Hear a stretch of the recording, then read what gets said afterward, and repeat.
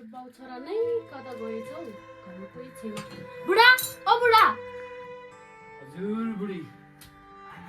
यो ढाड पनि कति दुख्न सकेको कता जानु भएको थियो सो बाहिरतिर हावा खान गएको बुढी छोरा लफङ्गा कहाँ गयो हिजोदेखि घर आएकै छैन कहाँ गएछ त यो लफङ्गाले पनि गर्नु गरेछ एक गिलास रक्सी त बुढी रक्सी हाल सबैको छोराले प्रगति गरिसक्यो त्यही त जति सम्झाइ नै नहुने सबैको छोराहरू विदेश गइसक्यो अब त पनि बुढी भइसक्यो सधैँ बिरामी मात्रै हुन्छ म पनि बुढेसकाल भइसक्यो काम गर्न सक्दैन अब पैसा भन्ने चिज कहाँबाट आउँछ छोराले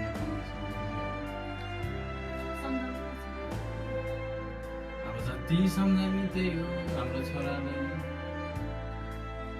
सबैको छोराहरू विदेश गएर घरसर बनाइसक्यो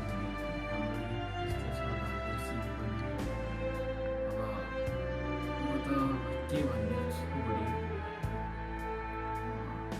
खै अब भनेको कुराहरू पनि मान्दैन छोराले जति सम्झाउनु बात बसको बुढी अब छोरा कहाँ गयो के गइरहेछ आत्तो पत्तो छैन यो रक्सी पनि कति जति रक्सी खाइने भात त खानु पर्यो बुढी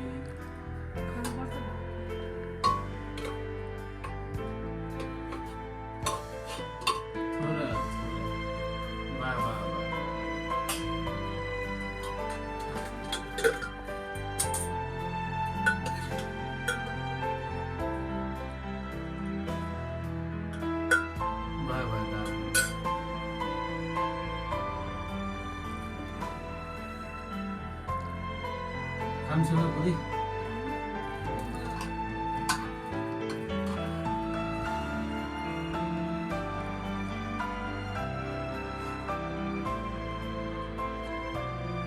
बुढीको हातको खाना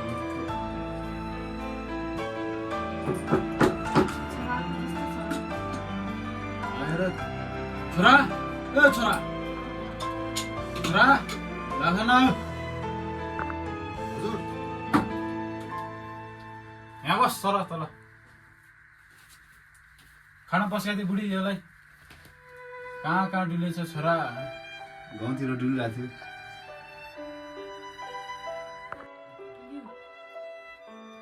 पानी पनि दिनु त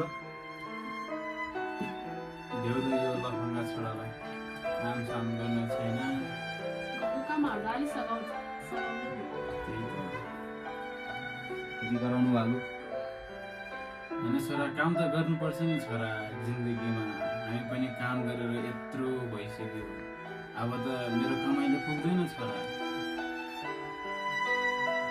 अब कि विदेश जा छोरा कि गाउँतिरै केही गर त्यतिकै लफङ्गा भएर हिँड्ने छोरा अब तेरो आमा पनि बिरामी भइसक्यो अब म पनि बिरामी हुन्छ सधैँ अब म पनि काम गर्न सक्दैन पैसा कमाउन सक्दैन छोरा केही त सोच न छोरा हाम्रो लागि भने त्यही त बुबा पनि बुढो भइसक्यो हामीले कति दुःख गर्नु र हामी पनि कति दुःख भएको छ अब तिमी पनि अहिले म यहीँ ठिक छु नि किन जानु पर्यो विदेश अरूको देशमा होइन छोरा जिन्दगीभर यत्तिकै पुग्दैन नि त मैले भन्न खोजेको त्यो अब म पनि पैसा कमाउन सक्दैन नि त छोरा कति ल्याङल्याङ गर्नु भएको मेरो जिन्दगी मेरो मर्जी तपाईँहरूले के को चासो यस्तो छ छोरा के गर्ने बुढी